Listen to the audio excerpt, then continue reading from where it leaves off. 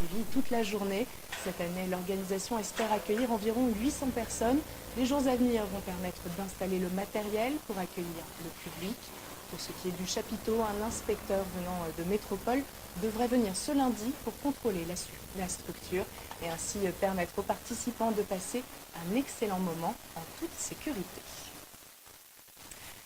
Un nouveau livre sur la grande pêche vient d'être publié et il s'agit cette fois de l'histoire illustrée des chalutiers classiques armés à Fécamp de l'après-guerre jusqu'aux années 70. Des chalutiers que certains anciens marins de l'archipel ont croisés sur les bancs de Terre-Neuve. Reportage Patrick Caillé, Fabien Madigou.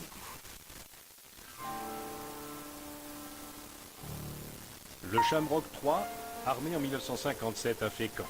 65 voyages sur les bancs de Terre-Neuve, c'est le chalutier que l'on voit dans le film Le Crabe-Tambour, tourné en 1977, en partie à Saint-Pierre.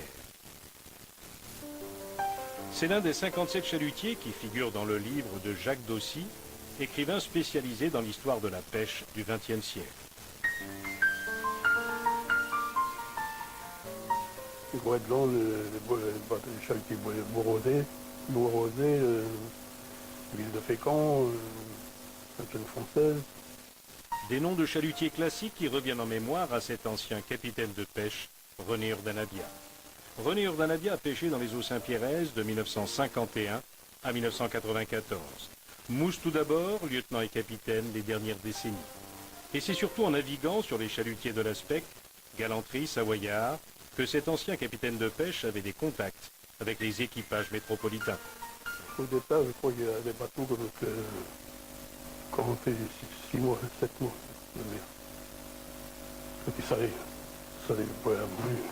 Après, avec la VHF, on travaille souvent en VHF avec eux. L'histoire de chaque bateau, leurs caractéristiques, la liste de leurs capitaines successifs, les péripéties qui ont jalonné leur carrière, tout a été rassemblé dans ce livre.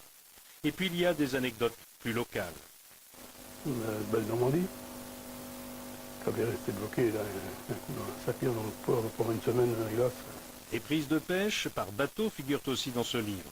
Parmi ces chalutiers, certains ont transbordé leur morue salée dans des entrepôts à Saint-Pierre. Ah, bah, il y avait du mouvement avec tous ces marins, parce que en plus, même s'ils avaient fait 3 ou 4 mois sur les bateaux, quand on travaillait sur à ce moment-là, j'étais tout jeune, on travaillait sur les bateaux à débarquer la morue, qui était entreposée à Saint-Pierre pour être lavé et séché juste après. Et il y a même des gars du bois qui travaillaient avec.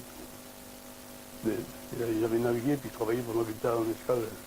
Mais le soir, par contre, ils partaient en fer.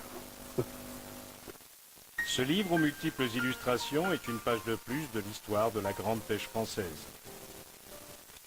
De beaux souvenirs pour un joli livre à consulter.